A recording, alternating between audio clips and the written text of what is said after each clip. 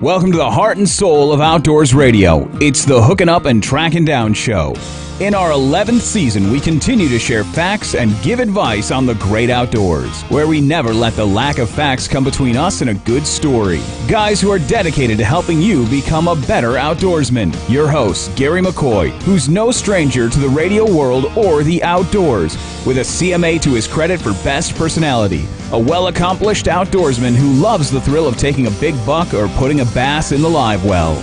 Mike Eccles, born and raised in Louisiana, who's fished and hunted his entire life and continues to chase ducks in the backwaters and pull bass off cypress trees. And the Boss Tournament Trail Director who runs the best team circuit in Louisiana.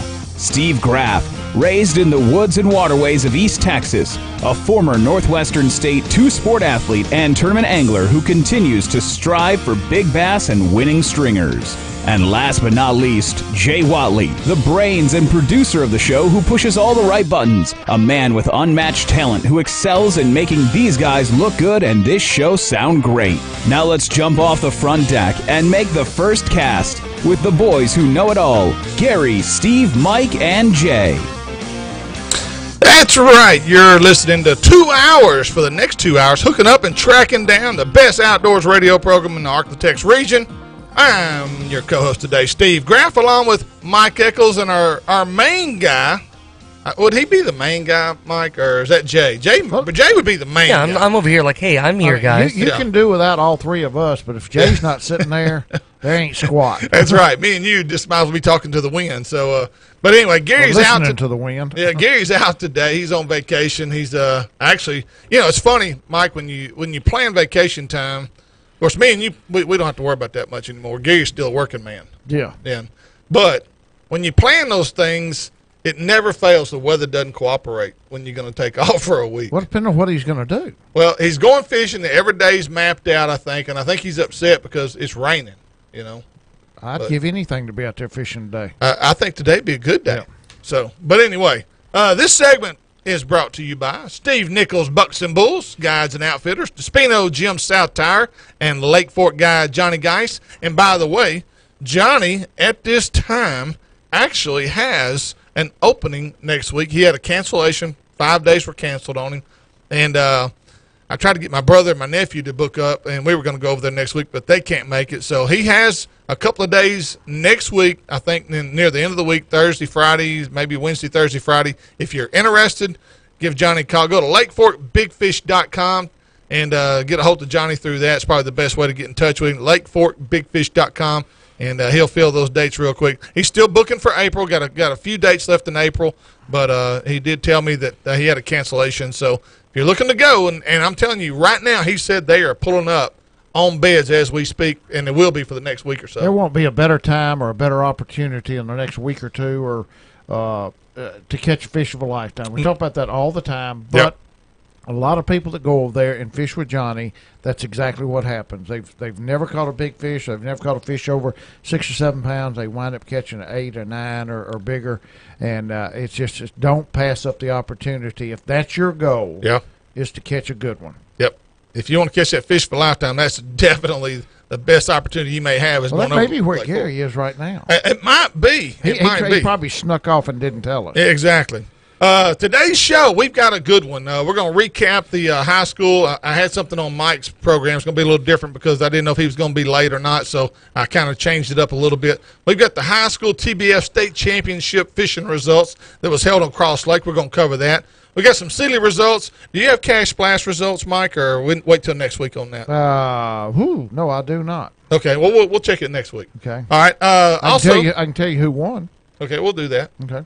Brandon Booth was going to join us again today from Lucco Lake Management, and we're going to talk about tiger bass, Florida's small lakes, how to stock them, what to put in those lakes.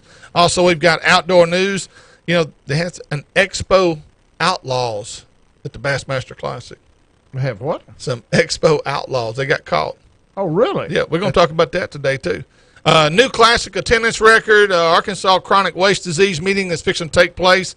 We'll talk about that. Also, we've got Toledo Bend report with Toledo Bend guide and Foster Fence Pro Daryl Gleason. Daryl's going to come on today at 11:45 and talk about what's going on at Toledo Bend, and they are biting. I actually emceed an event over there this past weekend that we'll also talk about as well. Let's see here. Interview today, top of the hour. You don't want to miss this. Last week we had the winner of the Bassmaster Classic, Jordan Lee. Today we've got his brother, Matt, former College Series national champion, fresh off a fourth-place finish at the Classic. The Lee brothers taking BASS Elite Series by storm right now. These guys are hot. So looking forward to visiting with Matt as well today. And then K2 Coolers question of the day, we've got that. We've also got Daiwa Rod and Reel's best times to fish. United Rentals trivia questions. We've got several questions today we're going to go over. And then the final segment, we'll talk about some upcoming tournaments that are taking place. And I know, Mike's, I think you've got Boss coming up in another week next week will be the Boss Tournament Trail. And then next week, I want to prep this just a little bit. Hunter Mulliken, who is our outdoor field reporter for Hooking Up, Tracking Down. Hunter's going to come on and talk about turkey season. We kind of dropped the ball last year. Yeah. If you'll remember, we let turkey season get up on us, and we didn't do anything. For 2 years before that, we had Ray I. Ray I is out of Missouri. He's written books. He does seminars. He's kind of like the James Kroll of deer hunting. Ray I is that for turkey hunting. Nationally known, internationally known turkey hunter. And we didn't have him last year, and we didn't have anybody. So we're going to try to do a better job this year. Yeah, and again, Hunter's going to explain to us why they moved the date back, or his thinking on why. They started a week later this year. Right. So we'll talk about that as well.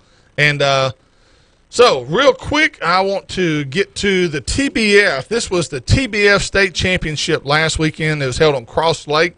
Louisiana teams for high school teams, and 324. Ethan, is it Mike? I'm gonna let you tell me if T-A-S, is it Taché, T-A-S-C-H-E, Taché, and Hunter Cheney from South Bossier Panthers. They finished first with 19 pounds, 12 ounces, 5 fish limit. Blaze Shagnard. Shagnard and Christopher Giordano, I'm sure that's Chris's boy. Yes, it is. Loyola Flyers, they finished second in this event with 17 pounds even. They had 5 fish. They had 1 dead fish penalty and 4 live, and but weighed 17 pounds for second. James Rose and Gavin Rowe from Halton, the Halton fishing team, finished third with 16-10. Congratulations to the top 3. Fourth place was John Kyle Pierce and Jackson Gregory from Calvary, right here in Shreveport. 5 fish limit, had 5 fish that weighed 15-13. Landon Jinks and Noah Sistrunk from Sterlington, up there just north of Monroe. They had 5 fish limit for 5th with a 14.08 pound bag. And Tyler Hilton, Bennett Hopkins of South Bossier Panthers, finished 6th, had 12.12. 7th place was Clayton Page and Garrett Mowalls from Calvary. They had 4 fish for 12.10. Braden Nichols, Dawson Maloney from Northwood had 5 fish that weighed 12.01. Jonathan Polinsky and Matthew Bowman from Halton finished 9th with 11.13. And 10th place was William II and Hunter Sanford from Benton High School. 5 fish limit, weighed 11.04. That's your top 10. Again, that was the TBF Louisiana State Championship held on Cross Lake last weekend. Now, we did have the first cash splash out on Cross Lake last Thursday night, and I've been down in Baton Rouge. We drove down there yesterday and cooked a couple 100 pounds of fish for the legislature last night, and I got up and came home. I didn't have time to swing by the house and get the results. I do remember that Claude Eccles and Cody Brazil won the tournament with 3 fish limit, and they just had a little over less than 11 pounds, 10 something. It was a tough day out there. We had a lot of 5, 6, 7, 8 pound sacks come in, and so the fishing just was not that good out there Thursday night. Also, was weather a factor? Or no, the weather was great. Oh, really? The weather was great. It was really just a pleasant evening to fish out there. Low wind. Yeah, absolutely. And then I want to thank Randy Richardson, one of our new sponsors for Cash Splash. She is with Diamond Realty, and she was out there. She fished with her husband, Paul Richardson, whose Paul's been fishing for a while, and I want to thank her. They brought out an ice chest of drinks for us, and she is one of the new sponsors. We have our youth division. I'll have all this next week. I don't remember who won the first place. Of course, sponsored by Hooking Up and Tracking Down and David Cowden Roofing. And then second place is sponsored by National Loan and Jewelry. And then third place by Ralph Yelverton. So we did play. And Willard Moore and Andrew finished real high. Willard's been down in his health again. I'm glad to see him back on the water. Fish. And Andrew did win first place in the youth division. I don't remember their weight, 8 or 9 pounds. Maybe a little higher than that, but they had a good sack of fish. And now we had another tournament this weekend. Now this was not kind of a public tournament. This was the Ramsey Southern Outdoors tournament that was held. Ramsey Outdoors out of Minden put this tournament up on Eagle Lake. That's the big 1,000-acre lake up there at Muddy Bottoms, owned by Madden Company. And what the deal was you entered the fish. 50 teams got to fish. 25 teams fished on Friday.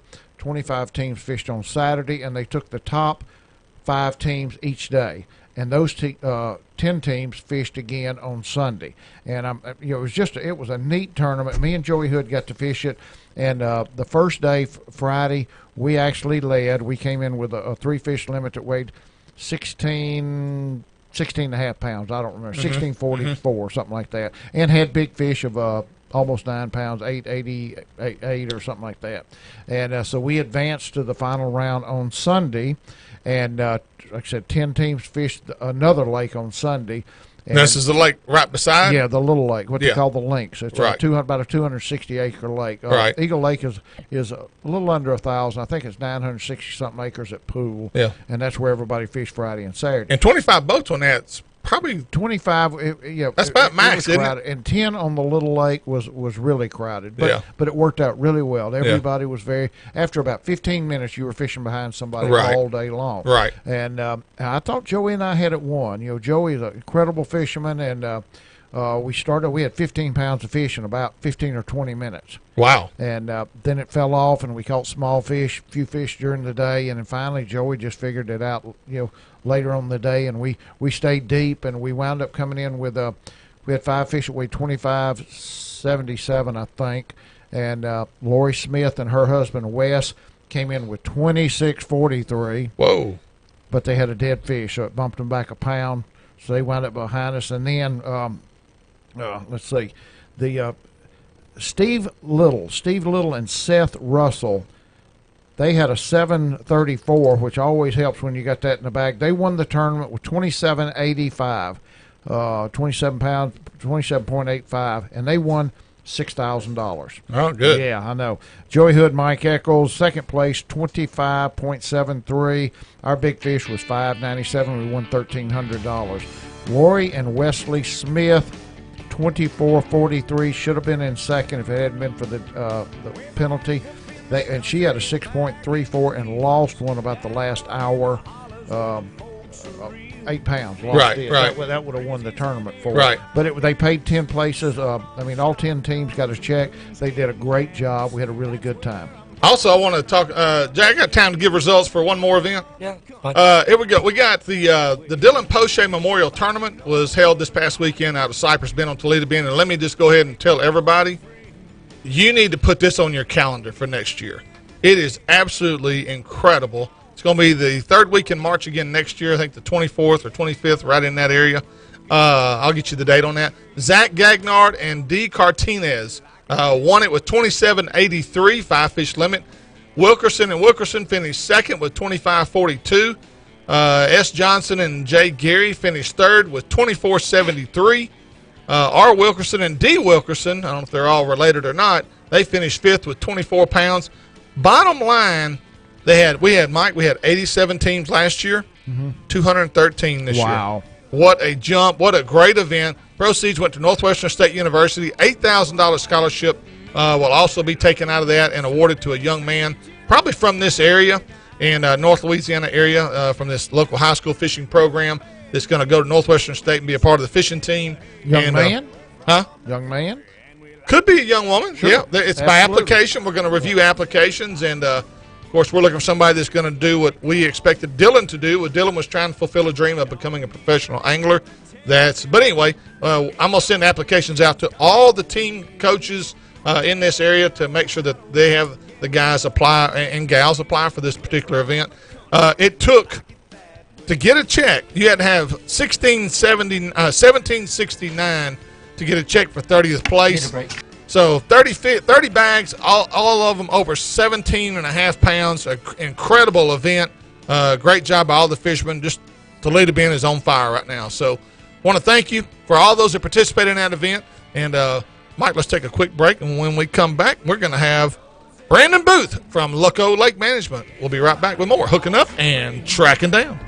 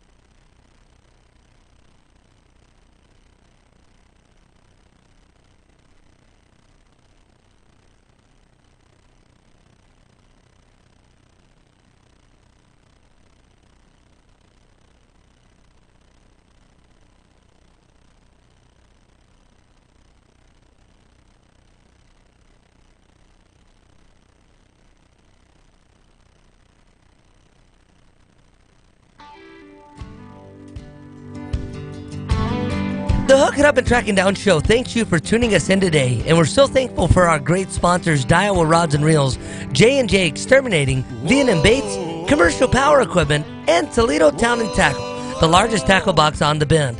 Now back to Steve and Mike, who have a lot more tackle than their wives know about. Yes, we do. And some things they don't need to know. But one thing you better be getting ready for is spring yard work, and Paul Sutherland and the guys over at Commercial Power Equipment right here in Shreveport, Louisiana. You need to go by and check them out. Blowers, trimmers, they've got it all, and they also carry the best mower on the market today, Exmark. In-house financing is available, so go see Paul Sutherland and the gang over there at Commercial Power Equipment and 750, I believe 750 Burt Coons. I knew that off the top of my head, Mike. I'm impressed that I knew that. So go check them out over there off Burt Coons, and they'll make sure they fix you up with whatever you need to get your spring yard work done. Mike? You know, for the last 2 weeks in a row, we've had Brandon Booth on from Lucko Lake Management, and he is back for the third week in a row. How are you doing, Brandon? I'm doing well. How are you? We're good. We're all good. Now, we've discussed several things with you over the last couple of weeks, but what I want what we want to talk about today is something I just find really interesting. First off, I want to talk about the Florida bass strain, the impact that they've had on our area lakes, and really, kind of what are there as many Florida bass in lakes as people think they are, and how have they affected our native black bass? Then I want to get into just touch a little bit on tiger bass, a strain of fish that are being stocked into private lakes, but I don't think a lot of people know really what the tiger bass is. So let's get back to the Florida bass. First off, Brandon, what prompted us to start no doubt we're catching bigger fish in our area than we've ever caught. Is it due solely to the fact that we've introduced the Florida bass into our waterways? Yes, yeah. A Florida bass has a greater growth potential than a native fish does. And so what they do is they're just basically supplemental stockings, all over the state, just to introduce those Florida genetics into the population to increase the size of fish we have. Now, is that because the Florida bass is actually a different species than a native black bass, although it comes from one of the 50 states, or is it a different subspecies, or is it just the fact that in Florida or the southern regions they've got a longer growing period, so they grow more in a course of a year than a black bass? It's considered a subspecies. So obviously they do have a warmer climate, and so as through the years, those fish were isolated in South Florida, and that subspecies grows from there. Okay. Now, Brandon, one thing I want to go back to is you just touched on it. The rate of growth with the Florida bass is much greater. But doesn't that have a lot to do with the type of forage that you have in your body of water, whether it's a small, like I know in South Texas, the tilapia is a big, forage that they like to stock because of the size of the tilapia and how fast that they help the Florida bass get bigger. In our area, we probably can't have tilapia because the water gets too cold here. So what kind of forage base would you be looking for in our neck of the woods, North Louisiana, all across our state, and probably over into Alabama? What is the number one forage for maintaining Florida bass population? Yeah, your main forage is going to be your bluegill in most ponds and lakes. That's even true in South Texas.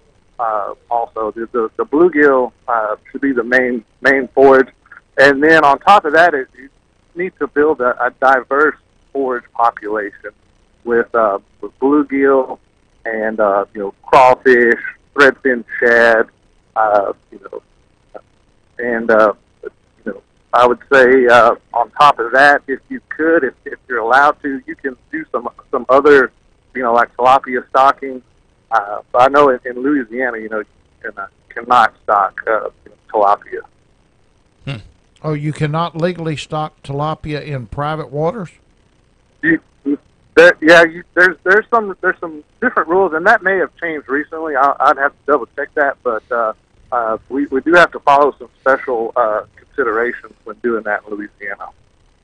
Okay, we know that, and I'm guessing, Florida bass have been stocked into our area lakes for excess of 30 years. Yeah, early 90s. Had to have been. No, before that. Was it before that? That's what it goes all the way back to the 70s. Oh wow! Okay. Yeah. Okay. So, and you and I talked with it. I don't care how many Florida bass you put into a lake. You can stock the fry or the fingerlings by the thousands, hundreds of thousands. What impact have they had on the overall percentage population of a lake? No matter how many you put on there, where are we at in programs like that?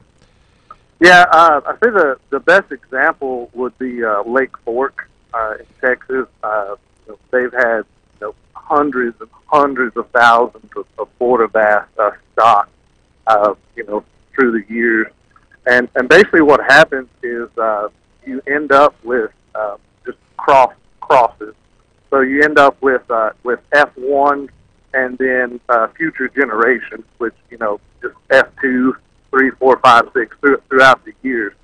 And right now, at Lake Fork with the numerous Florida bass that they've stocked, the Florida representation in the population is about 50-ish%. So when they do a survey sample, they collect a certain amount of fish, they do a genetic testing on it, and you're coming back with about 50-ish% Florida genetics in the population.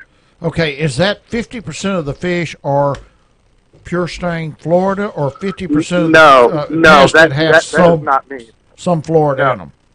Yeah, there's just the alleles are represented.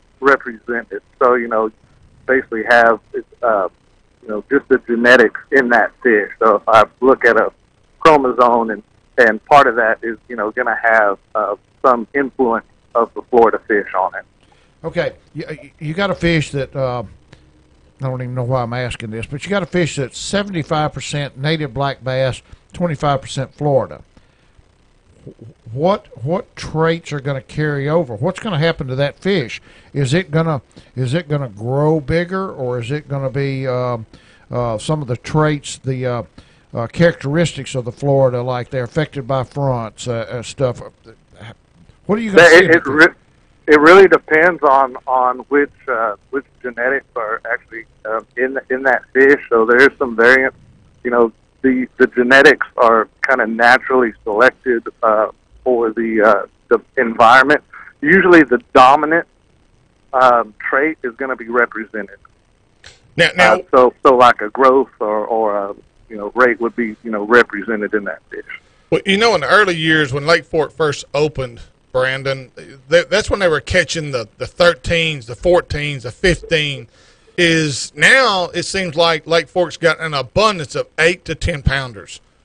Is the ones that are in that 14 to 15 pound category, are those probably still the true Florida strain allowed to grow bigger?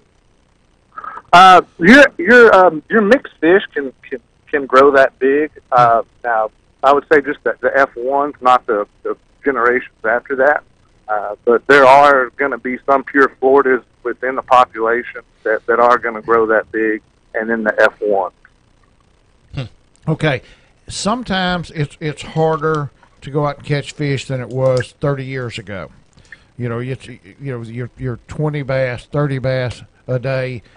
It doesn't happen as often, and a lot of people say, well, those dabbling Floridas are just harder to catch. Yeah, temperamental.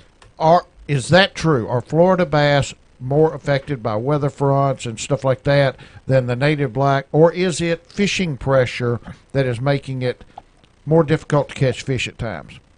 It's a good mix of both. There are a lot of research that shows that the Florida bass are harder to catch when they're moved out of the prime environment. When you have cold fronts and things like that, they tend to shut down. There's a whole other side of research that's looking at the effects of angling within the population and how us as anglers can actually make a population harder to catch over time. Absolutely. I've said that. I've wondered it if we're not, by catch and release, if we are not breeding or producing a strain of fish that are born less susceptible to catch. Yeah. I've wondered if that was possible, and most people said I was crazy, but which is beside the point. Which is beside the point. But I've wondered that, Brandon. That research is out there, and they're looking. That is a genetic trait that is being carried over within the population. Okay. Tiger bass. There's a big, a lot of theories of people that think they know what tiger bass really are. What is that? Is that a species, or is that something that we've y'all have invented? Yeah, it's a selective bred fish. That it's pretty much a pure cross between a Florida bass and a native bass. But there's a special process when selecting those fish to actually make a tiger bass. So a tiger bass is always a cross between a Florida and a native, or is it a cross between two Floridas? No, it's always a cross between a Florida and a native, and you're looking to get that F1, that first generation offspring from those two fish. Okay. Hey, Brandon, can you stick with us just a few more minutes? Sure can. We're up on a break, and when we come back, we've got Brandon with us from Brandon Booth from Loco Lake Management, and we would like Brandon to stay with us. Loco, excuse me. We'd like for Brandon to stay with us for just a few minutes into the next segment. We got a couple more questions, Brandon, we want to ask you that we think are important. People wanting to build small lakes around here, so we'll come right back with Brandon in just a minute with more hooking up and tracking down.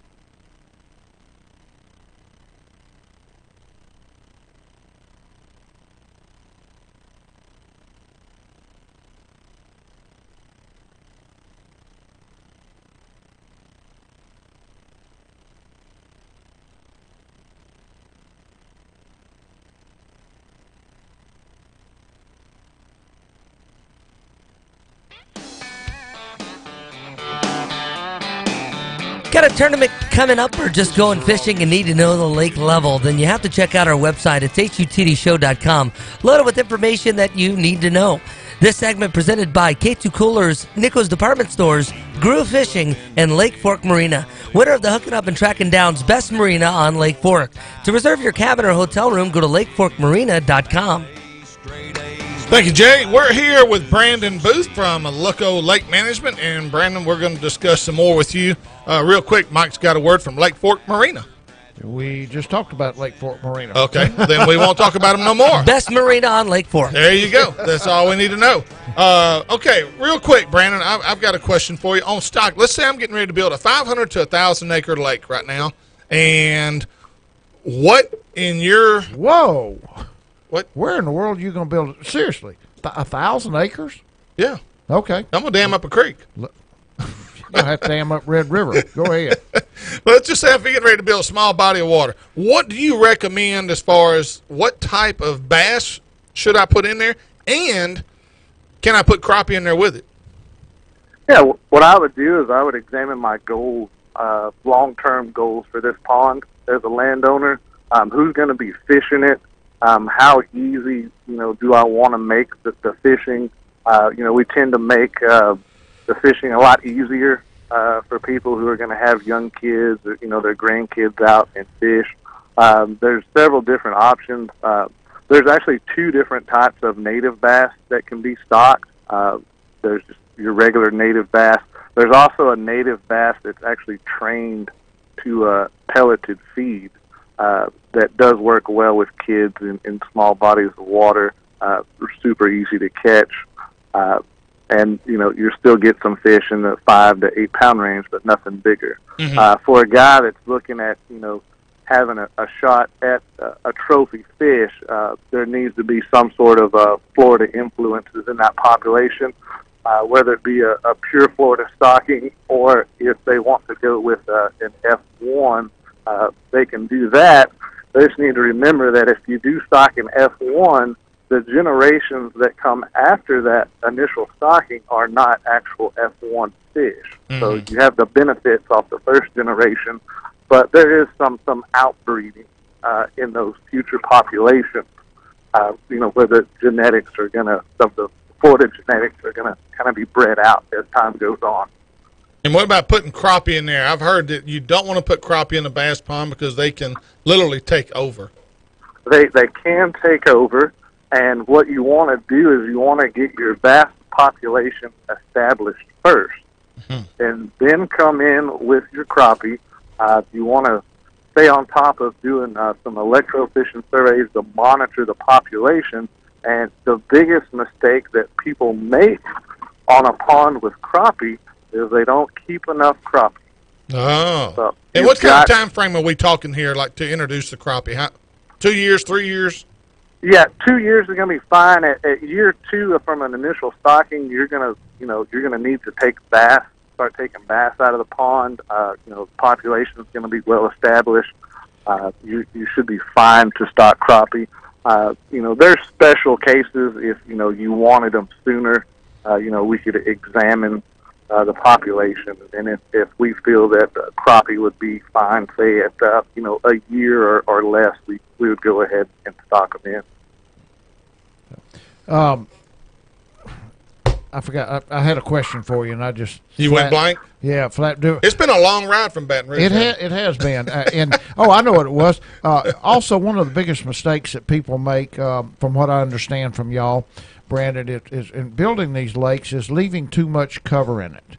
That was going there next. That's good. Yeah. Most of the time, y'all recommend cleaning it out and leaving a few isolated, permanent things, not like trees that'll rot. Like man-made. Yeah, is that correct? Yeah, it really depends on the fishermen. When you're dealing with the landowners and their ranches, they may visit their property one time a month, and then they go out and they may fish for 2 hours. And what we do is we put good-sized brush piles in specific areas, and we don't fill the lake full of cover. The cover needs to be spread around the lake, but we're not trying to just pack it full. And that puts the odds in their favor where they can go to a specific spot and fish, then move to the next spot and fish, and those fish are more concentrated. There does need to be a certain amount because fish will swim across a pond to go feed, but they may live on one side. So it's kind of like cows walking all the way across a pasture to go get a drink of water. They kind of burn calories doing that. So, put some cover all around the pond. Just don't pack it full. Right. It's a lot easier if you've got, just say you've got 100 fish in a pond. It's a lot easier if you've got 4 or 5 pieces of big structure to pinpoint those fish than if you've got 200 stumps or 200 trees in that pond. You've only got 100 fish. You're trying to concentrate them around. You just go out there and find them a lot easier, right? Yeah, that's what we're doing now. If you're a great pro fisherman, and you've got time to be out there, then by all means, set it up how you want to set it up, and put as much structure as you want in there. If my boss gets probably irritated at me because I'm a bass fisherman, and if I'm going to design a pond, I'm going to make it like a bass fisherman would make a pond. There you go. There you go. But that is not always the best for someone that just has an hour or two to fish every now and then and trying to get their kids to catch fish. Now, what about grass in a body of water, hydrilla? I know Mike has got a little experience of a place he's been fishing this past weekend. Several years ago, that lake got just inundated with hydrilla, and biologists came in and said the big bass are having to work too hard to feed because the forage is in the grass, and the big bass don't want to work that hard. Is that right? Yeah, there is a certain amount of vegetation that's preferred in a lake, roughly around that 30-ish% range. If once you start getting over that, it's not like the fish aren't going to be unhealthy. It's just they don't reach their maximum growth potential because they do have trouble finding food in all that grass. But some vegetation is definitely a benefit for the pond. Brandon, we can't say thank you enough. The last 3 weeks have been very enlightening. We appreciate you being on with us. Again, Brandon Booth, folks, with Lucko Lake Management. And, again, they've got a great website. I can actually pull it up here for you. It's LuckoRanch.com, LuckoRanch.com. That's LOCHOW ranch.com. And, by the way, I think I told you the last couple of times, Brandon, y'all did a great job on your website. They talk about everything from how to build a structure, a pond, their product, their services. They've got resources, everything on here, fish genetics. There's so much you can learn just from their website alone, so I highly encourage you to go check it out. Brandon, thank you for being with us the last 3 weeks. We appreciate you. Oh, thank you. All right. Mike, let's move right along now. Thank you. Appreciate Brandon being on with us. He's been very enlightened. That's a very knowledgeable dude right there. Oh, and they haven't scratched the surface. No. There's just so much to this that we don't have time to get into. Right. Real quick, I do have some news. You asked me about it, Mike, and let me see if I can find it. You said Bassmaster Classic actually had some theft that took place. Men are arrested. Bassmaster Classic Expo theft. Jerry Adam McCauley, 33, and Tabitha Ray McCauley, 31, were taken into custody on March 19th.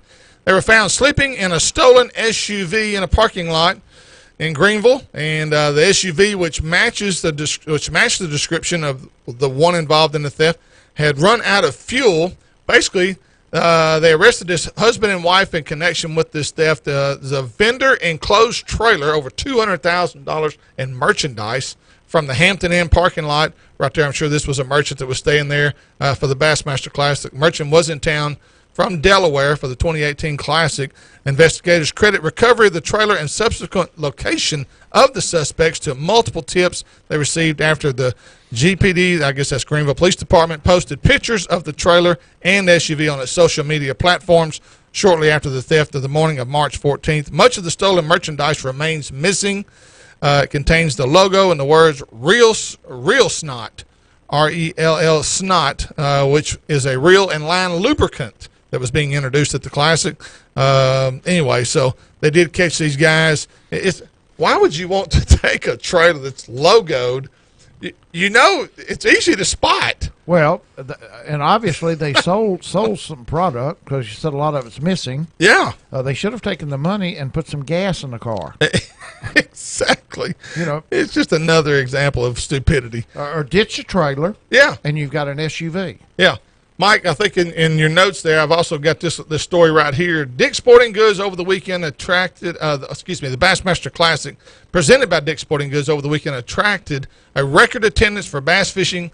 It was announced today, starting with the Fan Appreciation Day Thursday through the tournament completion on Friday, Saturday, and Sunday. Total attendance, 143,323, was recorded at one or more of the activities, according to law enforcement counts, host facilities, officials, and other independent sources. The previous record, 137.7, was set in 2009 here in Shreveport, Louisiana. The 2017 Classic in Houston last March drew 115,000 fans to Lake Conroe and downtown Houston venues. So Our record's been broken. We got to bring it back now. They're talking about it. Yep, that's what I've heard. It's actually in discussion. That's good. That's good. That's good for our area. Great for fishing in this area. And, we do have the All-American coming up. In June, first weekend in June. Yep, that's right. On Cross Lake. On Cross Lake. That will be a huge event here for Shreveport and Shreveport-Bossier. So looking forward to that. All right, let's see here. What we got coming up next? We got Daryl Gleason. We got Daryl Gleason. That's right, from Toledo Bend Report. We got Daryl coming up here in just a few minutes with more Hooking Up and Tracking Down.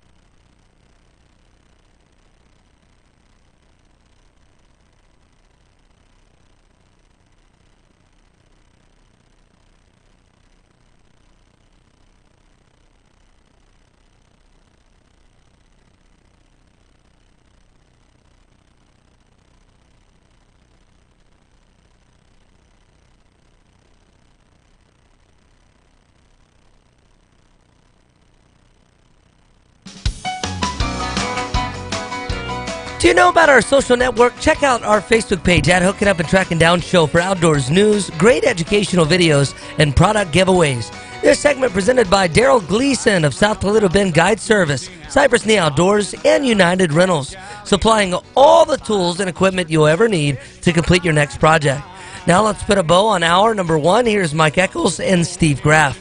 Real quick, if you're looking for some great fishing rod and reels, Daiwa is the product you need to look for. Daiwa reels, makers of Steve's, Zillion, Tattulas, and Alexa, or if you go, they got a signature series of rod and reels designed by Randy Howe, Brent Ayler, Takahiro Mori, Andy Montgomery, just to name a few. So check them out. Daiwa product, Toledo Town and Tackle, Kirk Carver, Bayou Outdoor Supercenter, and Cypress in the Outdoors in Natchitoches. Check any one of those locations. They'll have Daiwa product sitting there on the shelf waiting for you. And speaking of waiting on somebody, Daryl's waiting on us to get to him. Daryl, how you doing, buddy? Oh, doing well, man. How you guys doing? I was just taking a fish off the hook. Well, hey, that's what we like to hear. That's the kind of reports we want. Send us a Well, picture. I won't lie about how big he was. He was one of those lunkers in training. You know, he'll be big in a couple of years. So are you saying he's a fish I would catch? I wouldn't say that, Steve. I was just trying to get the little one out of my customer's way is what I was trying to do. I'm trying to be a good guy. I've only got Eccles to pick on me today. I don't have McCoy, so but anyway. Oh, you're all right then. Yeah, I'm in good shape. So, well, Daryl, Toledo Bend, I was over the last weekend, and I actually emceed the weigh-in for the Dylan Poche event. Unbelievable. 30 bags, over 17 pounds were weighed in, up to 2785. I mean, just a great event. Are they still jumping in the boat over there? They really haven't this week, and actually on Sunday I fished a little tournament. One of the local tackle stores here had a tournament, Keith Tackle, and I went and fished it, and it was 30 boats or so there, and 22 pounds won and 21 was second, and we had less than 16 and got third. So wow. It seemed to me like maybe we had us a good wave up that was real active and all that stuff, and Saturday they were doing the deed a little better, but it's still Toledo Bend. It's still pretty good, you know. We never want to complain, but it wasn't quite as good as what I saw you guys, everyone did on Saturday. Right. They really bid on Saturday good. Daryl, what is the lake level right now? I actually hadn't looked today. It's fixing to come back up because we see we got a little rain event about to happen here pretty shortly. Well, it's around 171.5 or 172, I believe. Okay, we just got close to, between 2.5 and 3 inches up here in this area, and I think it went through the watershed area. So you're right; you're probably fixing to jump up. Yeah. Yeah, we've been watching all morning. I see right now at Rayburn they're getting it about an hour west of us, so we're pretty close to launch now. Now, kind of getting ready to run when we need to. Daryl, talking to some of the anglers last Saturday at the weigh-in, a lot of these guys said I was thinking the fish were coming out of the bushes. And there were some bags that came out of the bushes. They were up tight. But a lot of the guys were out in that 10 to 12, 14-foot mark catching fish that still hadn't pulled in yet. Yeah, I've discussed this with some of my buddies and stuff, and I just don't think a lot of them I know yesterday I saw some fish garden fry, and I saw some fish actually on the spawning bed. But I still, kind of guesstimate maybe only a third or so have come up to spawn. I think a lot of fish are still kind of holding out a little bit. Now, this weekend's a full moon again, the March full moon here at the end of the month. I thought this might be the big weekend of the year. Am I a little too early? The only thing that I think is going to stop them from coming is how much we get. Any fluctuation there, I think I'm a little bit, leery of getting on up on the bank. But no, I think it's coming because just from the fish we've seen swimming around, kind of lurking out 5 or 6 foot of water, they're ready to get up there and really explode and do the deal. But it just seems like so far this spring we're just having more of a spawn where they kind of trickle in, a few each week kind of a deal. Okay, Daryl, somebody wants to come to Toledo Bend this weekend. Of course, they need to hire you. That's the best thing to do. Exactly. But give us the idea of if you just got somebody. I don't care if I catch a big one. I'm down there. I want to catch 7 or 8 fish to eat. I want to have I got one of my kids with me. I want to get a bunch of bites, even little ones. What do you recommend that they do? Go with me. Catch a little one. No, go with Steve Graff if you want to catch little ones.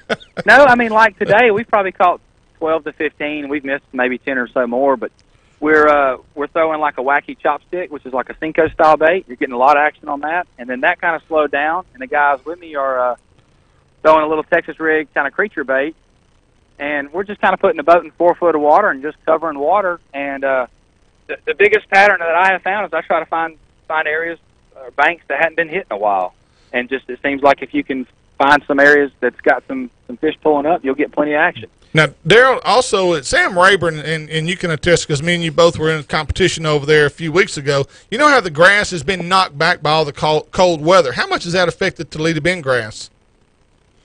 It has a little bit. I mean, I saw some of it down. We're actually doing the lake today in Housen 6 Mile area, and I've actually seen a lot of hydrilla in 8 foot of water that's only 2 foot low. So it seems as though it's stabilized out, and it seems like we're going to maybe have us a good grass year coming back over here. But I have noticed in a lot of places it died off the bank some, and it's still growing out toward the drains and stuff. But it's not just down every bank like it was.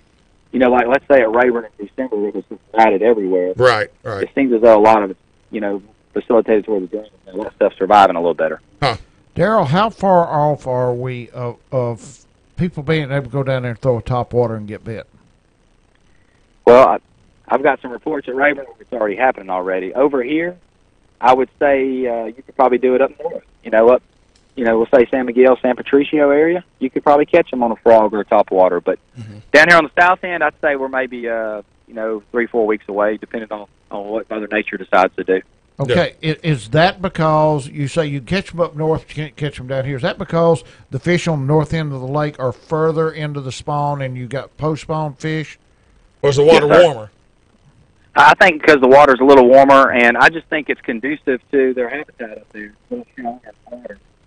More of them kind of linger up around that stuff a little longer. So they'll come up and spawn in a foot or 2 foot of water, and they'll hang up, 3 or 4 foot of water for a little longer, where most of our fish down here, they kind of come up and do their business, and quite a bit of them do their business and go right back out, to where they want to be. Now, Daryl, last year we had Tommy Martin on, fishing legend, and Toledo Bend guide over there, and Tommy was telling us how the reason why Toledo exploded like it did, we had high water spawns for a couple of years in a row.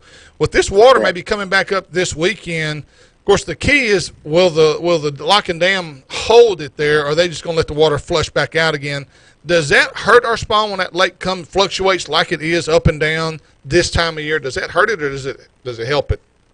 I don't think it necessarily hurts it, and I could tell you yesterday, just from the amount of fry I saw, we've already had just the ones that have come up. A lot of them have survived. We saw a dozen balls of fry yesterday, and they were enormous amounts of fish in them. So, but I think anytime, like the bank I'm on right now, there's probably 50 yards of water behind where we can get to, and I think anytime it's like that, a lot of your fish are going to get way up in there, and especially after the fry have hatched, they're going to stay real shallow around cover. So I think it helps as long as the water's up, and it makes it a little bit harder on all of us anglers to get in there and chase them down in that thick stuff, so a few more of them survive us as well. Okay, Daryl, I don't know whether this is true or not, but I've heard through the grapevine that there are actually some people go to the lake and don't fish for bass. So that's an ugly rumor, but I think I've heard some people catch crappie. That's a sin. Okay.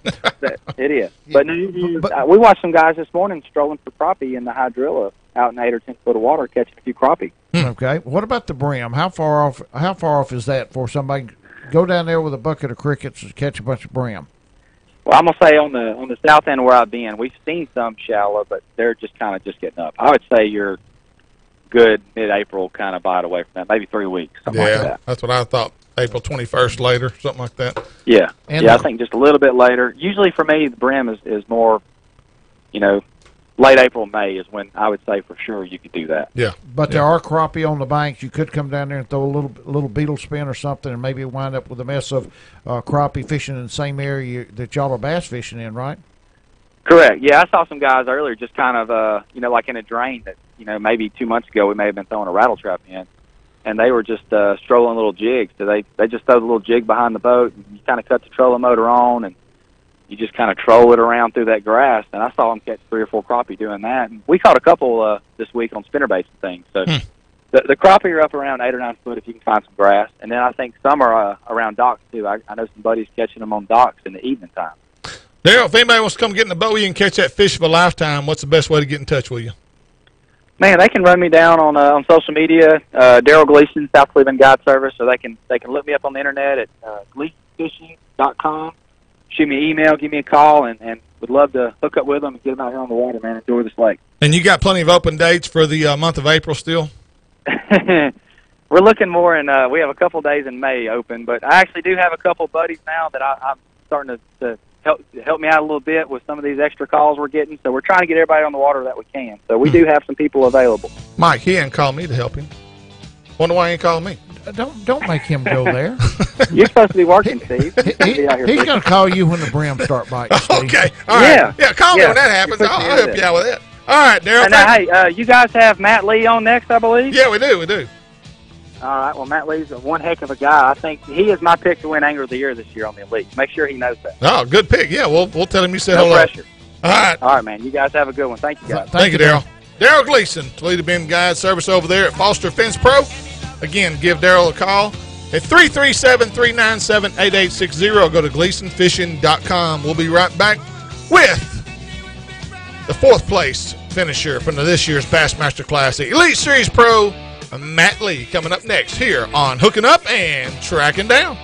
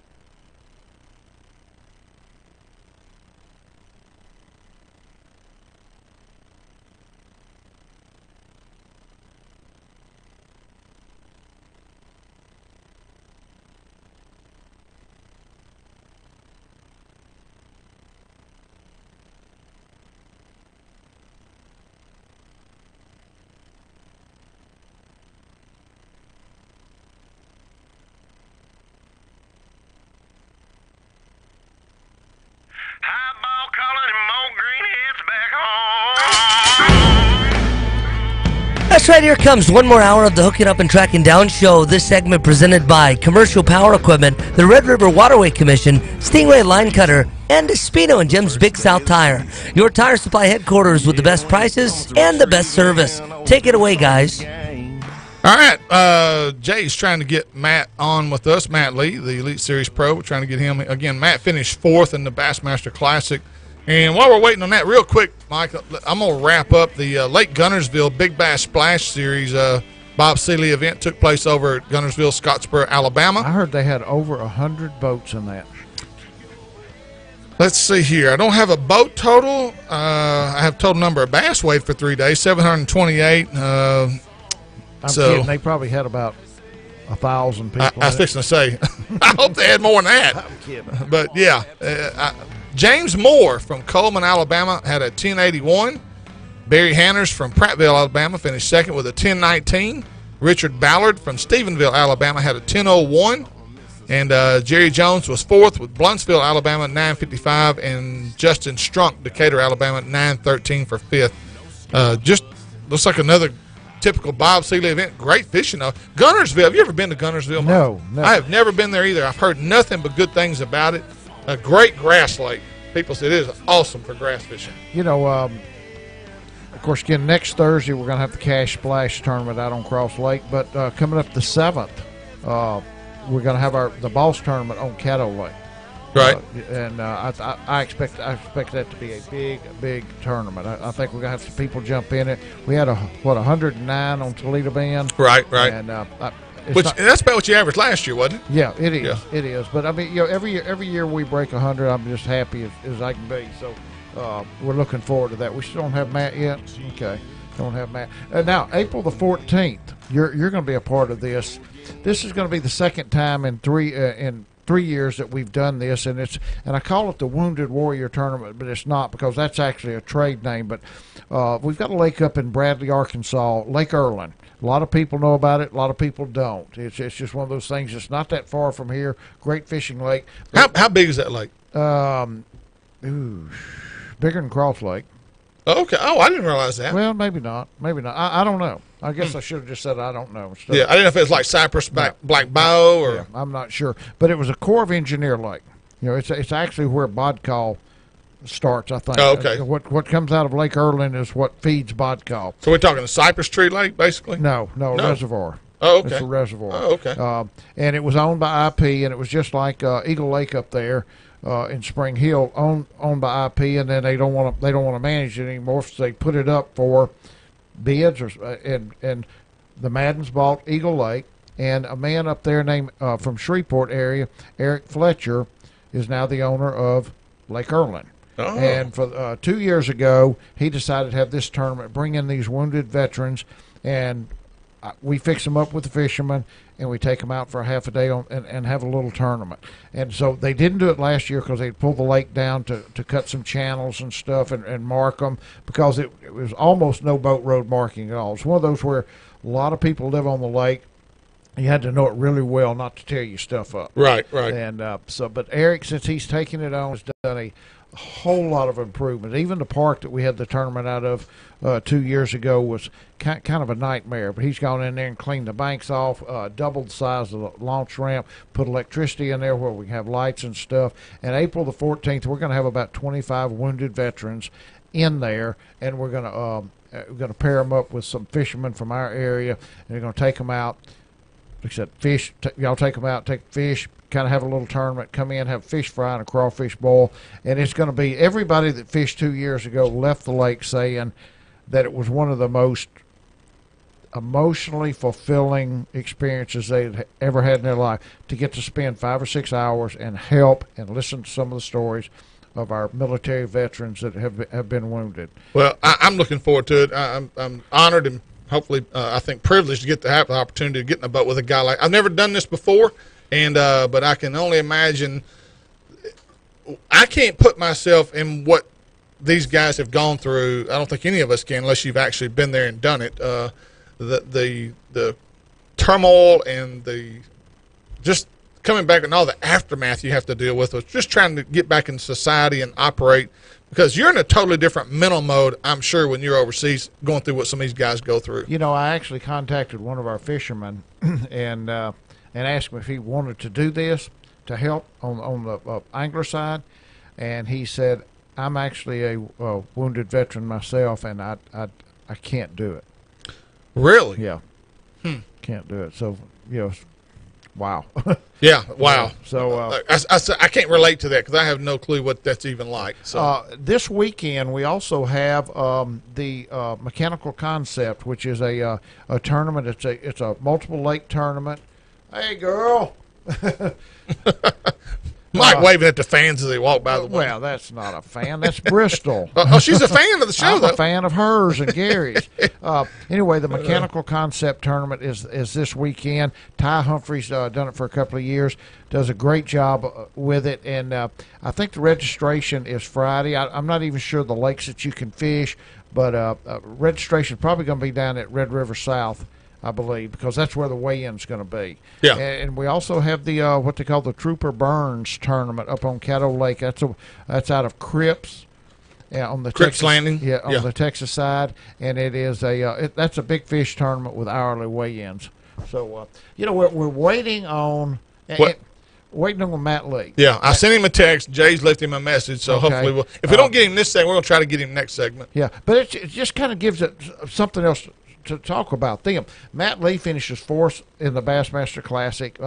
His brother Jordan Lee wins it. Right. Matt Lee right now is in contention for Angler of the Year for BASS, and it's unbelievable how every year since Gary and I have been involved, you have been able to pull this off. Get the winner of the Classic on 3 days after the Classic is over. We get the winner of the FLW Cup on 3 days after the tournament's over, and it's just their schedule. When something like this happens, when you win the Classic, you win the Cup, or you finish as high as Matt Lee did, the sponsor obligations. Yeah, you're in demand. And that's what the holdup. Although he agreed to call in and talk for 15 or 20 minutes, right now he can't get away to get to the phone. Whatever, and it's probably something he's doing, a video or something like that. Shooting a commercial. Yeah, you're right. You're right. I contacted Randy Howell. Because I knew Randy had been, and Randy and Robin had been out to Heartland 1010 before, and the banquet that we're doing for the Scholarship Foundation for Tommy Brown that we're doing April the 22nd or 4th, whenever it is, on Tuesday night, gathering up products for door prizes and raffle items and stuff and auction items. Now that event's full, right? Oh, it's full. Yeah, it's full. I should have my butt kicked for not having this in the. But Mike, you didn't know. You had no idea. Golly, I mean, it's not hardly a day goes by that I don't turn down somebody for a ticket or a table. Yeah, he touched a lot of people, and we're at a maximum. But trying to get a hold of Randy to help us with it, right? Which he is big time. Matter if he just sent me a text, he said I'm packing boxes to send to you right now. But after the Classic, and he didn't make it to the final day. Right. But after the Classic, his obligation for filming stuff, interviews, videos and stuff, just days and days before he could get back to me on this. Right. And it's really a side of the professional fisherman that we don't see. Yep, you're exactly right. We see him on TV, launch a boat, catch a fish, weigh in, wave to the crowd, and leave. That's only a fraction of what they have to do to stay on top, fulfill sponsor obligations, which pays their pays the house note. Yeah. Tournament winnings don't do it because they don't come around that much. No, exactly. It's what you do with your sponsors, what you get out of your sponsors, and what you pay back to them that takes up all your time. Sponsors are the ones that are allowing them to do what they get to do. It ain't the tournament winnings, as you stated, that allow them to keep fishing for a living. It's their sponsors maybe getting $2,000 from this one a year, $5,000 from this one a year. It all adds up when you see all these sponsors on these shirts that these guys are wearing. They're getting money from these people to basically as a salary so they can fish. And tournament winnings are totally separate from that. But as a guy that fished FLW Tour as a co-angler in 03, 04, I remember how in awe I was of their day-to-day schedule and the rigors that these guys go through. You know, at first I used to think, oh, they back their boat in the water at 6 o'clock in the morning. They fish all day. They come in. They all get together in the evenings, and they all shoot the bull, and they drink a couple of beers and eat a couple of steaks or burgers or whatever, and then they're back on the water the next morning. No. I talked to Shaw Grigsby one day, and it was he'd been on the road for a month and a half. He said he'd slept in his bed 3 days out of 2 months. 3 days. He's on the road just 3 days. He only slept in his bed for 3 days out of 2 months. And that's when it kind of hit me that, you know, these guys are constantly, just because it's a Monday after a tournament doesn't mean they're kicked back in a chair or sleeping in until 10 o'clock in the morning. They've got appointments and they've got appearances they've got to make. And they got obligations to these sponsors because when sponsors are paying you, you're employed. You're an employee, and that's what people don't understand. And I've always been impressed with, you have to want to do this for a living, and it better be in your blood because it's a difficult way to make a living. And how you project yourself, the image that you have, the way you handle yourself in public, the way you treat your sponsors is just as important as your fishing ability. Oh, no doubt. First off, your fishing ability, and we've talked about this with high school kids. First question all the time: how do I get sponsors? Yep. You don't get sponsors. You don't deserve sponsors. Right. You earn sponsors by being successful fishing. Right. Don't worry about it. Worry about learning to fish. Study the fish. Yeah. Become a better fisherman. Expand your techniques and stuff to Right. different lakes. Become a better fisherman. When you start winning, you will start getting sponsors. Right. Getting sponsors will not make you a better fisherman. No, heck no. It will not. It You won't can put have fish in all the the boat. free baits you want. You can have Yep. all the patches on your shirt. You're not gonna. It's not It gonna don't make matter. you bring it more fish in. That's right. And there's too many people right now. It used to be the guy with the most patches. You assumed that he was a good fisherman. Yeah. That's not the case anymore. No. Had an incident this week on social media. I actually posted a question because of all the controversy that's been going on with Facebook and the bullying that goes on with these high school young kids that are on Facebook. The problem I see is, to me, if you got to be 21 to drink, I'm almost of the opinion, and I basically posted the question out there, should you be 21 to be on social media? Because social media is just as toxic as alcohol today. It is. And the response I got was from a young man. He's a bass angler. He said, but Mr. Steve, how am I going to get sponsors if I can't get on social media, and how can I honor my sponsors? I said, first of all, the last thing you need to be worried about are getting sponsors at your age. Learn how to fish and improve your techniques. Learn how to go find fish. I said, everything And else finding falls into fish place. does not mean going out there with a pair of binoculars or GPS and watching somebody else fish and then Exactly. going in there and mark the spot. That's not Exactly. finding fish. Yeah. And there's a lot of that going on. So A lot of that going on. All right. Well, hopefully we're going to get Matt on. We even had Matt scheduled again for this for the next segment, and we're going to talk about his college series preparation, how it helped prepare him to be a professional angler. Hopefully we'll get Matt on. If not, me and Mike will talk about some other things. So we got a lot going on and a lot to talk about. You're listening to Hooking Up and Tracking Down. We'll be right back with more right after this. In the woods, we're right uptown. I'm a country.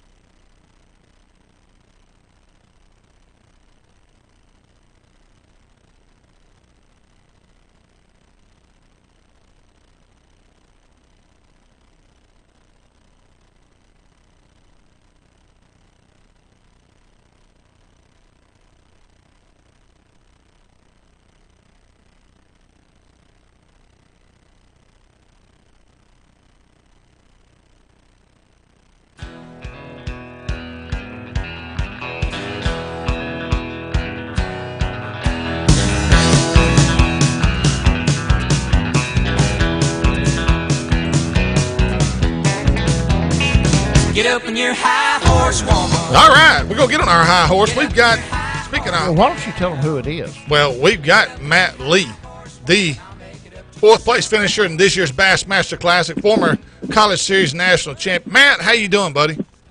Doing good. Thanks for having me. Hey, man, we're tickled to death that you took time out of your babysitting to be with us today. Yeah, absolutely. Absolutely. You Good must to be be you here. must be babysitting from the boat because it sounds like wind noise. Well, we actually went to the gas station to get some drinks, and we headed to the pond to see if we could catch a few, and it is windy here in North Alabama today. I'm hiding inside the truck door. Well, we got a lot of rainfall going down right here in northwest Louisiana right now, in central Louisiana. We're expecting in our area around Toledo, Bend, Sam Raven, 4 to 5 inches in the next 24 hours. I saw that. Yeah, so it's going to jump up, put the fish in the bushes. Now, Matt, you know, as a guy that's one of the questions I've got, which is our K2 Coolers question of the day, how did the college series prepare you with the experiences that you had with that for a career as a professional angler? That's kind of one thing we want to know today. How did it help you? How did it prepare you for that? Absolutely. That's a question I get asked a lot. It was a lot of different ways to prepare me. Younger generation wanting to fish now, of course, everybody wants to jump right into it. Whether you're in baseball, fishing, it doesn't matter. You want to be a professional athlete in that sport at that moment. And I encourage kids, the younger generation, to go to school because not only did I get an education and learn a lot from the school aspect of college fishing, from being in college fishing, but also we had a lot of coverage, media coverage. We got used to having cameramen in our boat.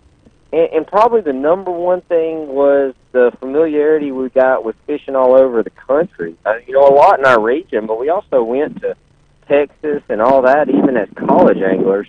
The biggest thing in fishing to be successful is to learn to fish as many different types of body of water as you can. Because when you get on a body of water, the only thing that helps you catch fish, or the number one thing, is to bring back memories of a similar circumstance where you got a bite or caught a fish or a bait that you used to catch fish. And that's a lot to do with fishing in general. So the more places you're familiar with, the more different types of body of water, the better angler you get. But as far as my education in school, helped me out a ton. Just as far as, even though I was engineering and Jordan was marketing, as far as using a computer, talking to people, being able to approach companies, and there was a lot of different ways that it really helped me. I couldn't imagine just jumping right into what I do now without having college fishing. Well, Matt, Mike Eccles here, and thank you for taking time to be with us today. You just said something that is just, I think, is key. You said being able to think about an experience and remember that you got a bite, where you got a bite, how you got a bite. People ask. Somebody asked me just yesterday, why is Kevin Van Dam so good? Is he that much better of a fisherman? I said, physically, I said, no, he's not. It's the way you're wired. It's the way you think. It's how you process information. Some people can do it. Some people can't. And it's like having all that stuff up there in your brain, and it's how you can retrieve it and put it to use. And you can practice 365 days a year. It's still not going to make you a great fisherman if you don't have the ability to process that information, right? Yes, absolutely. Fishing is an interesting sport, and that we all go out with the exact same. A lot of people have the same, pretty much, equipment as a lot of the professional anglers. And you're fishing for a fish with the same equipment. It's different because in baseball, you're facing a 97-mile-an-hour fastball that the average person does not see a lot. But in fishing, you're on Lake Gunnersville with a lot of other anglers on an average weekend or anything that you're fishing for the same fish they are. And the thing that makes somebody like Kevin Van Dam so good and makes all those guys so good is their ability to always adapt on the fly, change, make decisions, and it's all decision making. You hear it over and over again that fishing is really between the ears. And you get asked a lot as a professional angler, hey, I'm going to so-and-so lake. What do I need to be looking for? And really, a lot of anglers don't have like a necessarily, a written rule where this is what you need to look for. We go out there just like anybody else and go experiment and let the fish kind of talk to us. You hear that a lot. It's kind of cliche, but it's true that we go out there and those guys' ability to find fish in a short amount of time is really what makes them so good. And all they do is take past experiences in order to make those decisions. And that's why there's no there's nothing you can take away from time on the water. I mean, there's no substitute. I mean, that's what gives you those experiences. That's exactly. We had Dion Hibden on a couple of weeks ago, and I also saw another interview about his dad passing away. The one thing Dion said his dad told him, there is no replacement for time on the water. Now, Matt, that being said, there's another factor that is huge in professional bass fishing, and it's in one word. It's called confidence.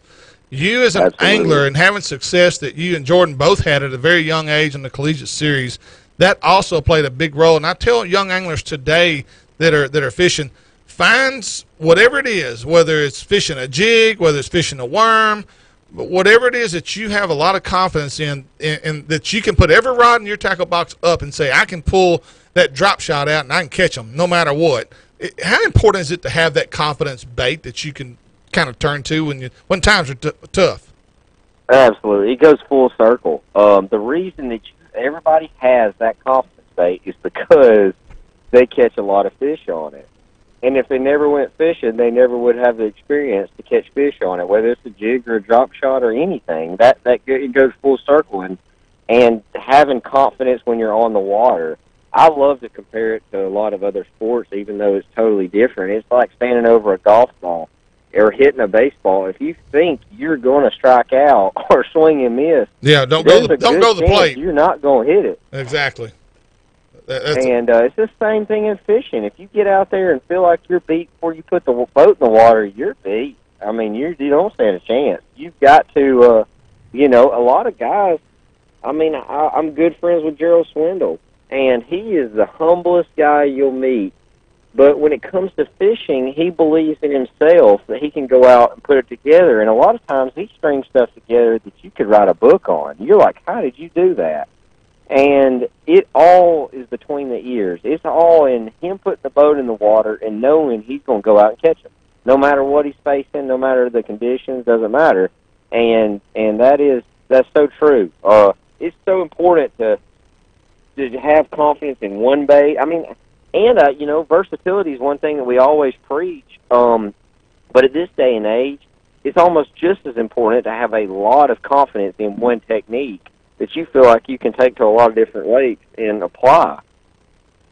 And that can mean as much as being versatile at times. Matt, you keep saying time on the water. There's a difference in spending 7 days on the water fishing, which is what 99% of the people do, or spending 7 days on the water learning. Absolutely. I mean, Absolutely. I've got a brother. I'm like you. I'm older than my brother. I fish. I'm probably on the water 3 times as much as my brother. My brother is 5 times better fisherman than I am. That's a fact. I mean, he just wins a lot locally. I don't. But it's how you think. Like you keep saying, it's between the ears. And I think that's what a lot of us are guilty of. We go fishing and we fish, but we're not learning. Yeah. Yes. Yep. And that's one thing that I was very lucky to have my brother when we were growing up, because if you got beat by a technique that your brother was throwing, you were going to learn that technique, or else you were going to continue to get beat by it. We grew up in North Alabama. When we went to school in South Alabama, we were around a lot of different lakes. You go to a spotted bass lake that's nothing like you've ever fished, and you get beat on the technique. You don't really have a choice but to learn that. And I encourage people to fish with as many different type of people as they can too, because you learn something from every angler at every level. Exactly. And even as fishing with co-anglers now in professional events, you'll be all about throwing light line, and some guy will tie a spinning rod and have 15 pound on there and get more bites than you, and you just every experience you learn something, and that is it. Going through the motions out on the water really does not help you. And coming through college, the reason these guys are so good too, I tell people, like my dad's a veterinarian, he could spay a dog with his eyes closed. He's done it for so many years. And it's the same way with these guys. A lot of people have normal jobs. They can't fish 7 days a week. Well, these guys have hunted little green fish for 30-something years every other day of their life. Mm-hmm. So, yeah, they're going to be pretty good at hunting them down. And you just got to put time on the water to catch up to them. And that's all it is. It is it's learning. You've got to have quality time. You know, going back to what you said, you've got to being out there and just going down the bank casting is not necessarily helping you, but it's all about trying to learn, trying to get that advantage. And it's something that makes it so cool, because a lot of people looking from outside in, they just think fishing is just you cast out and one bites it, you're lucky, and if it doesn't, you're unlucky. But there's so much to it, and that's what everybody that understands our sport is so drawn to it, because there's always a way to catch them better than any other way. There's always a way to win, and that's what we all strive to figure out and unlock that puzzle in every body of water we go to, and it's what makes it so cool. Matt, can you hang with us a few more minutes? Absolutely. Yeah, absolutely. We're on a break right here, real quick. We got Matt Lee with us, BASS Elite Series Pro, and Matt finished 4th in this year's Bassmaster Classic. We're going to talk more with Matt when we return with more Hooking Up and Tracking Down, 1130, The Tiger. Shotgun and a hound dog, I got it.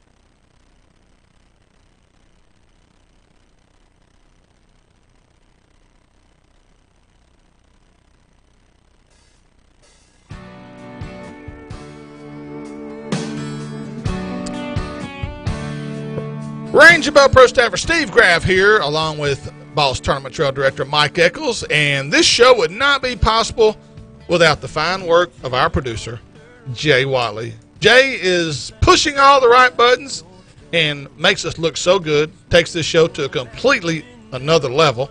We couldn't do it without him. This segment is presented by Daiwa Rods and Reels, Bayou Outdoor Supercenter, Groove Fishing, Seagar Fishing Line, Rayburn Country Resort, Bob Seeley Big Bass Splash Series, Wildwood Resort at Toledo Bend, Natchitoches Ford, and Bash Cash Bash. Don't be that guy that forgot to register and cash in on a great tournament circuit. Go to bashcashbash.com to register today. And now Mike's got something from K2 Coolers. You know, we keep talking about fishing. Don't worry about sponsors. Sponsors come later. You can't have a radio show without sponsors. That's right. And there's nothing better than having sponsors. We got products that we use and we believe in.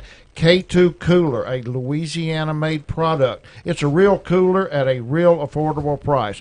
Use it for tailgating, hunting trips, fishing trips, or family getaways. I have 2 of them. I keep cold stuff in one, hot food in the other when we're going someplace.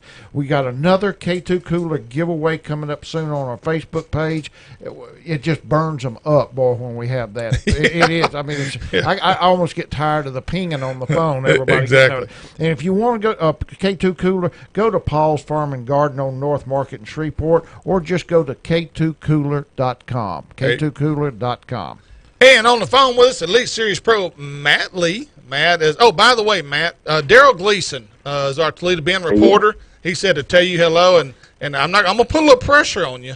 He said you're the favorite to possibly win Angler of the Year. He thinks you're that guy. So we're gonna be following you. No pressure on you though. Hey, that's okay. I'm used to. I just fished the Classic, and everybody said brothers win back to back, and I went out there like, yeah, right.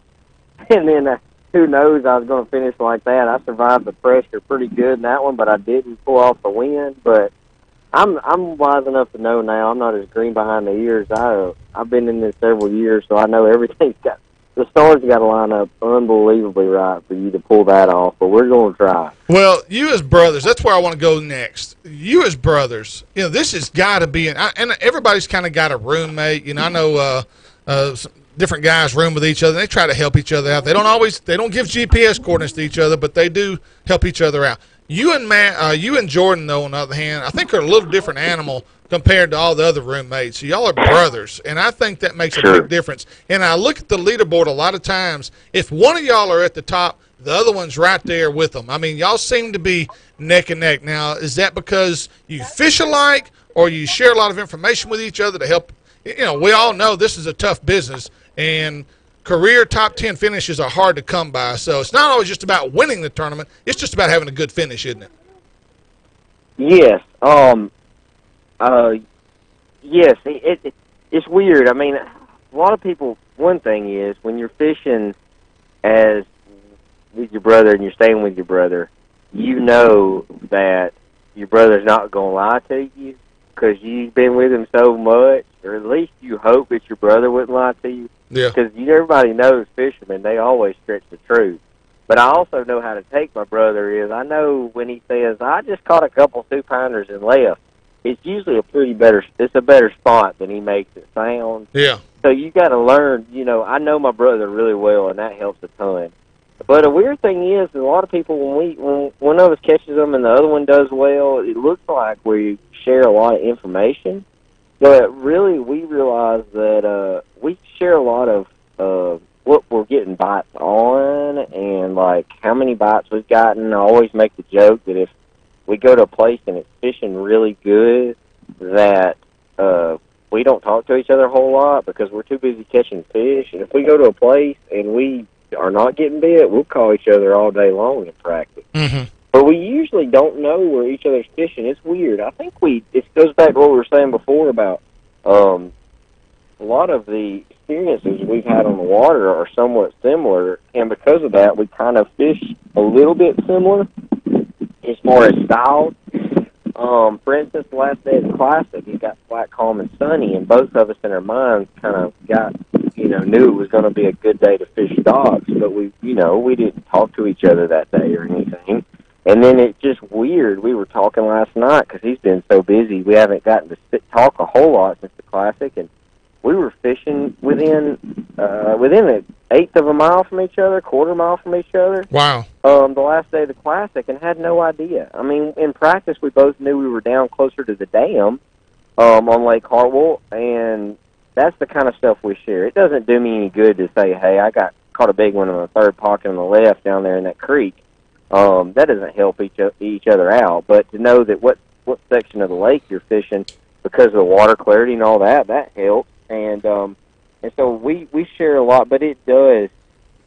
a lot of these bodies of water are so big, when you're trying to break them down, to have somebody you can rely on and share info with is huge. Because even though you're fishing against each other, you're fishing against 110 guys too. So it's not exactly just a one-on-one matchup.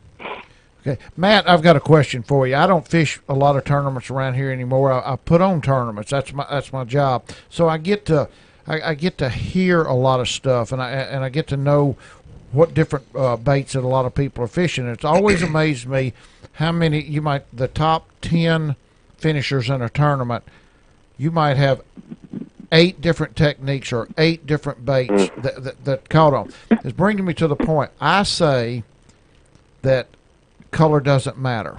And when I say that, I don't mean that it doesn't have to be black, or it doesn't have to be white, or it doesn't have to be green, or it doesn't have to be brown.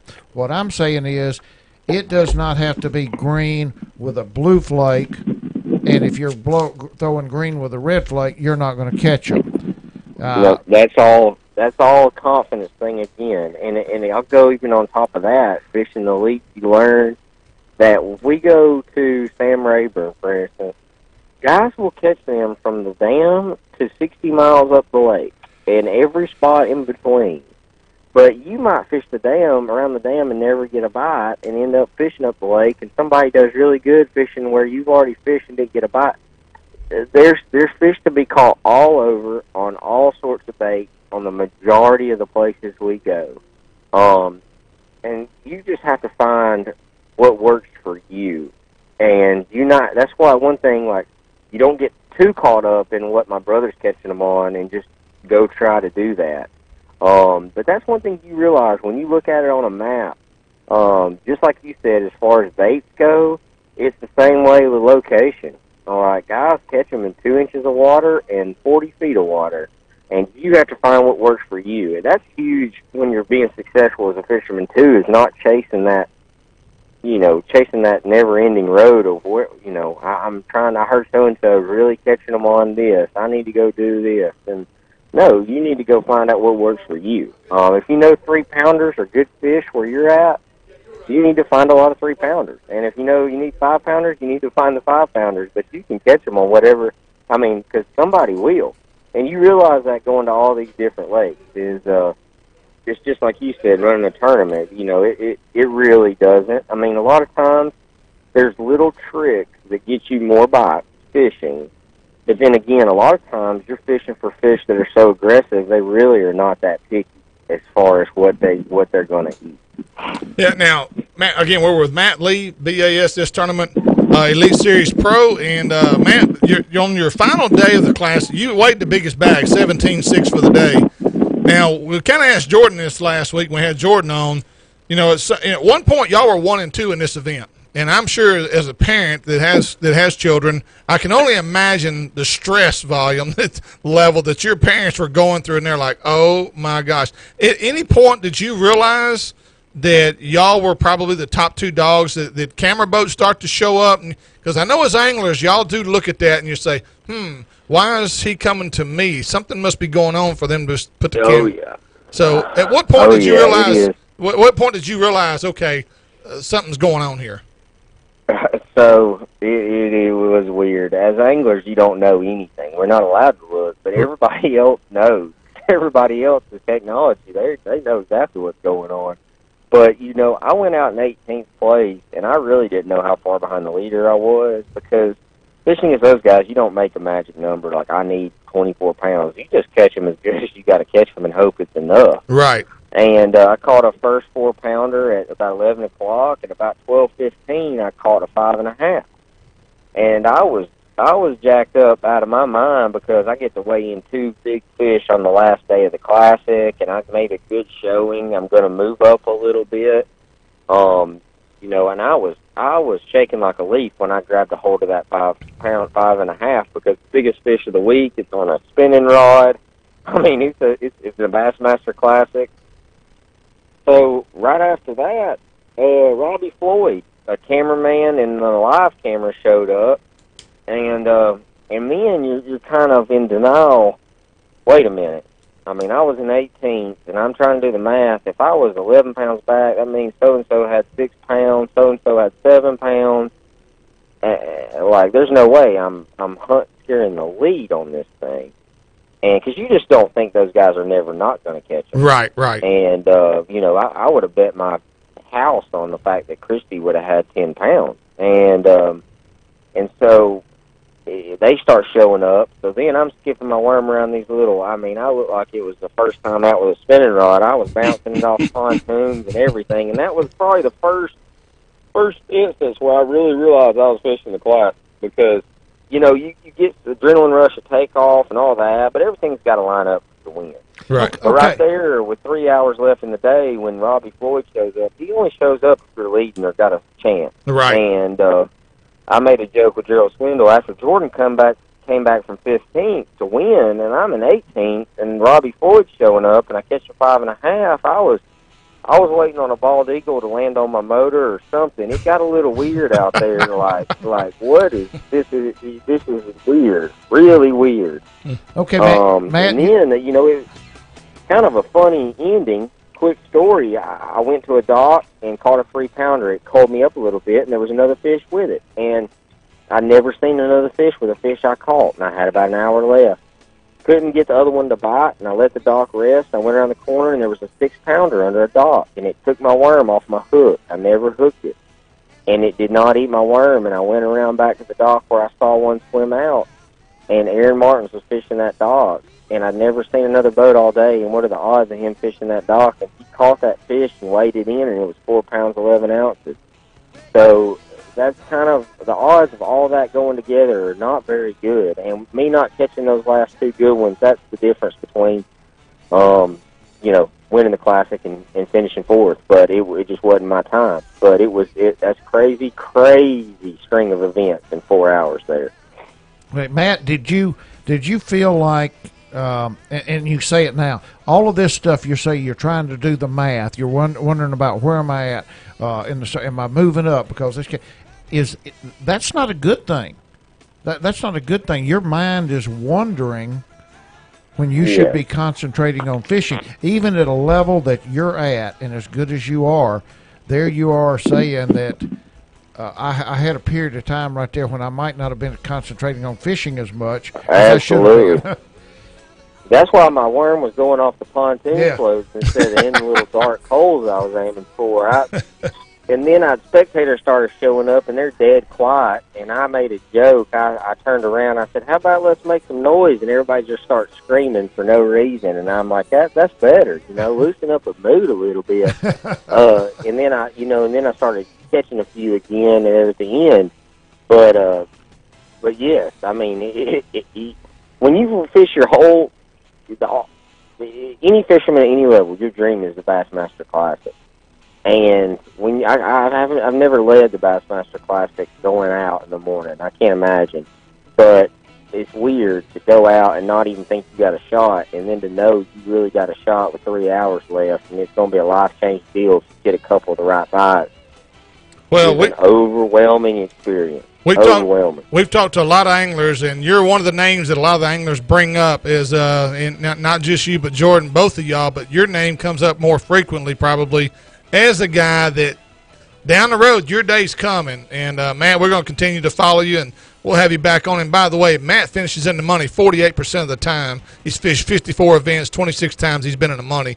So that says that speaks for itself. And, Matt, we can't say thank you enough for taking time to be with us, and we appreciate you. We're going to follow you, and we'll probably hopefully have you on. If you win Angler of the Year, you'll definitely be back on. So, absolutely. Or if you win a tournament, you're going to be back on. We'll have you back on soon, hopefully. So we thank you for being with us, man. Absolutely. Thanks for having me, guys. All right, Matt Lee, Elite Series Pro, and again, finished 4th in this year's Bassmaster Classic and getting ready. They're Mike, they hit it for Beaumont. They'll be in Beaumont this week. You know, we never do, when we have somebody on for an interview, we never know, if we've had them on before, what type of interview it's going to be. People, sometimes it goes great. Yeah. Sometimes it's like it goes south. Teeth, and it's like you have to pull every word out of it. Yeah. And you turned to me and did thumbs up within about 30 seconds of Matt talking, and it went from a 15-minute interview to almost 30, and he carried it all the way through. What a great speaker. Yeah. He did a wonderful job. We'll have Matt on again one day. We got one more segment left, Mike. Well, Gary's out there on Caddo Lake, by the way. He's out there fishing today. He took the day off he's taking the whole week off, do a little fishing. So good luck, Gary. Hope you catch him. We're going to come back with more hooking up and tracking down here on 1130 The Tiger. In just a few minutes, we're going to hear from our sponsors right now.